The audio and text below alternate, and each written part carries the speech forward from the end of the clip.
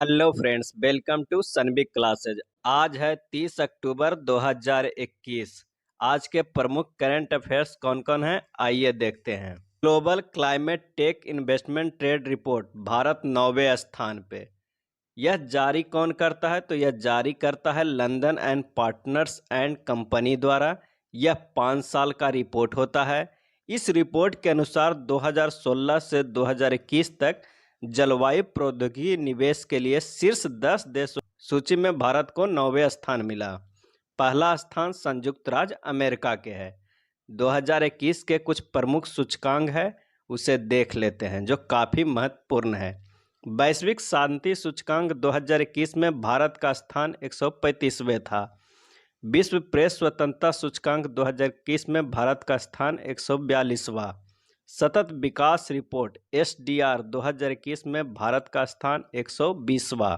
वैश्विक लिंग अंतर इंडेक्स 2021 में भारत का स्थान 140वां रहा। वैश्विक प्रतिस्पर्धात्मक सूचकांक 2021 में भारत का स्थान 43वां रहा। और वैश्विक ऊर्जा रूपांतरण सूचकांक 2021 में भारत का स्थान 87वां रहा। अगला है चेन्नई मैसूर शताब्दी एक्सप्रेस बनी पहली IMS प्रमाणित ट्रेन। चेन्नई मैसूर चेन्नई शताब्दी एक्सप्रेस दक्षिण रेलवे की पहली एकीकृत प्रबंधन प्रणाली IMS प्रमाणित ट्रेन बन गई है। अब ये प्रमाण क्यों मिलता है? तो पर्यावरण के अनुकूल संसाधनों के रख रखाव और बेहतर उपयोग और आरामदायक यात्रा की पेशकश के लिए इसे प्रमाण पत्र दिया गया है। यह भारतीय रेलवे की पहली शताब्दी और भारतीय रेलवे की दूसरी एक्सप्रेस ट्रेन भी है जिसे यह प्रमाण प्राप्त हुआ है। रेलवे के कुछ प्रमुख फैक्ट देख लेते हैं जो अक्सर एग्जाम में कन्फ्यूजन के कारण गलती कर देते हैं। जवाहरलाल नेहरू की जन्म शताब्दी के उपलक्ष्य में शताब्दी एक्सप्रेस चलाई गई थी। भारतीय रेल की पहली गाड़ी लॉर्ड डलहौजी के शासनकाल ब्लैक ब्यूटी नाम से चली थी। भारत की पहली डिलक्स ट्रेन दक्कन क्वीन थी।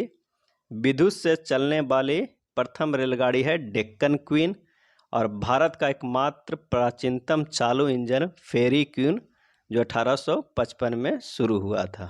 गति शक्ति एक्सप्रेस भारत की पहली पूर्ण इकोनॉमी AC 3 टियर ट्रेन शुरू की गई। भारतीय रेलवे ने 29 अक्टूबर को भारत की पहली full economy AC 3 tier train Gati express शुरू की है।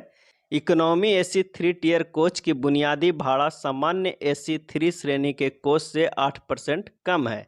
यह ट्रेन कहां से कहां तक चलेगी? तो यह ट्रेन दिल्ली से पटना के बीच चलेगी। अगला है विश्व सोराइसिस दिवस 29 अक्टूबर को मनाया गया। सोराइसिस एक त्वचा रोग है जो लाल खुजलीदार पपड़ीदार पैच का कारण बनता है। शरीर पर कहाँ होता है? तो आमतौर पर यह घुटनों, कोहनी, धड़ और सिर की त्वचा पर होता है। दुर्भाग्य से सोराइसिस का कोई इलाज नहीं है, लेकिन इसे हम कम कर सकते हैं। कल एक और दिवस मनाया गया, अंतर्राष्ट्रीय इंटरनेट दिवस। यह दिन पहला इलेक्ट्रॉनिक संदेश भेजने का प्रतीक है जिसे 1969 में एक कंप्यूटर से दूसरे कंप्यूटर में स्थानांतरित किया गया था। उस समय इंटरनेट को एक अलग नाम था, वो नाम था अर्पनेट। नाम क्या था? ARPANET, advance research projects agency network.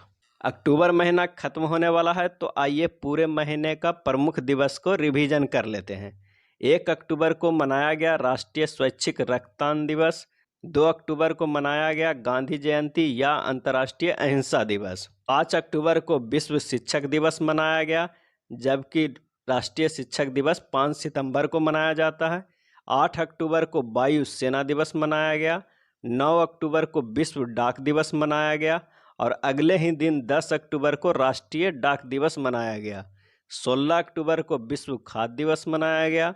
20 अक्टूबर को विश्व सांख्यिकी दिवस मनाया गया। 24 अक्टूबर को विश्व पोलियो दिवस मनाया गया और 24 अक्टूबर को ही संयुक्त राष्ट्र संघ का स्थापना दिवस मनाया गया। 31 अक्टूबर को राष्ट्रीय एकता दिवस मनाया जाएगा। इस दिन सरदार वल्लभ भाई पटेल के जन्म दिवस के रूप में भी मनाया जाता है। अगला है मार्क जुकरबर्ग ने फेसबुक का नाम बदलकर मेटा रखा। मेटावर्स क्या है? तो मेटावर्स एक साझा वर्चुअल एनवायरनमेंट के निर्माण पर केंद्रित एक रीबॉन्ड में फेसबुक का नाम बदलकर अब मेटा कर दिया गया है, जिसके लिए कहा जा रहा है कि यह भविष्य में मोबाइल इंटरनेट के लिए अधिक प्रभावशाली होगा। मेटावर्स को मोटे तौर पर समझ सकते हैं कि इंटरनेट की वह दुनिया जो एक वर्चुअल दुनिया होगी। वर्चुअल रियलिटी का उपयोग करके वर्चुअल वर्ल्ड का एक्सपीरियंस ले सकेंगे। अच्छे से समझने के लिए मेटावर्स क्या है, यह कैसे काम करता है, इसके बारे में विशेष जानने के लिए एक अलग से वीडियो बनाया हुआ है, आप उसे डिस्क्रिप्शन लिंक में देख सकते हैं। नेक्स्ट है, महाराष्ट्र अपनी वन्य जीव कार्य योजना 2021-30 पारित करने वाला पहला राज्य बना। महाराष्ट्र अपनी स्वयं की वन्य जीव कार्य योजना पारित करने वाला पहला राज्य बन गया है। राज्य वन्य जीव बोर्ड ने चंद्रपुर जिले में ताड़ोबा अंधारी टाइगर रिजर्व की सीमा को लगभग 79 किलोमीटर बढ़ाने की भी मंजूरी दे दी है। नेक्स्ट है, ओडिशा के मुख्यमंत्री ने लॉन्च किया विश्व का पहला FIFA for school programme. Kalinga सामाजिक विज्ञान संस्थान भुवनेश्वर ने विश्व का पहला फीफा फॉर स्कूल प्रोग्राम शुरू किया। फुटबॉल फॉर स्कूल फीफा द्वारा संचालित एक महत्वाकांक्षी विश्वव्यापी कार्यक्रम है, जिसका उद्देश्य लगभग 700 मिलियन बच्चों की शिक्षा, विकास और सशक्तिकरण की योगदान करना है।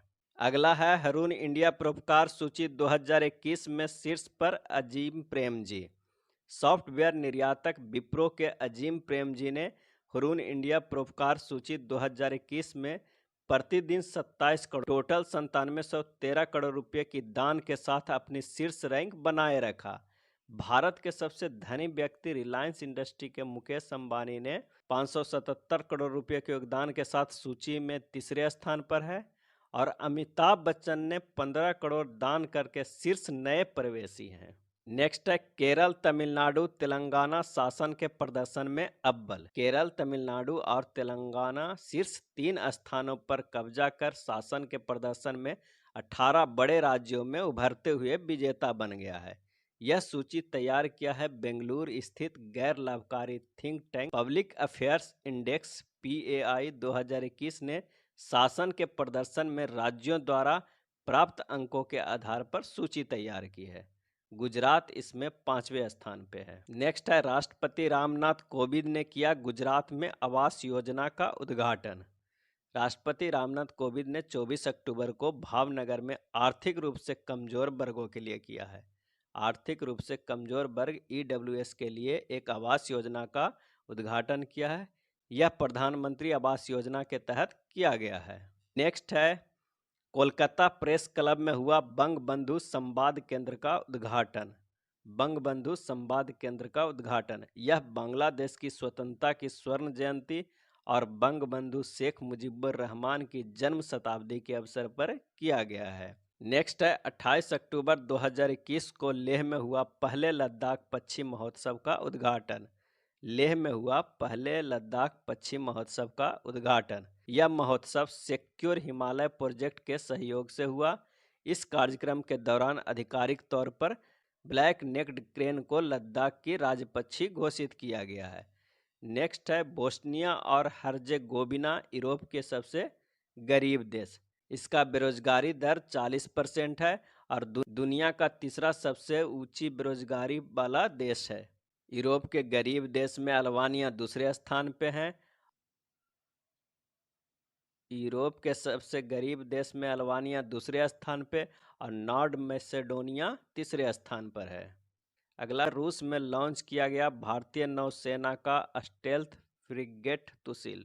इन जहाज़ों में कम रडार और पानी के नीचे कम शोर के मामले में स्टेल्थ तकनीक की सुविधा है। नेक्स्ट है, अतिरिक्त 3 साल के लिए बढ़ा RBI गवर्नर शक्तिकांत दास का कार्यकाल। शक्तिकांत दास को 11 दिसंबर 2018 को शुरू में 3 साल की अवधि के लिए RBI का 25वां गवर्नर नियुक्त किया गया था। ये थे आज के प्रमुख करंट अफेयर्स। धन्यवाद।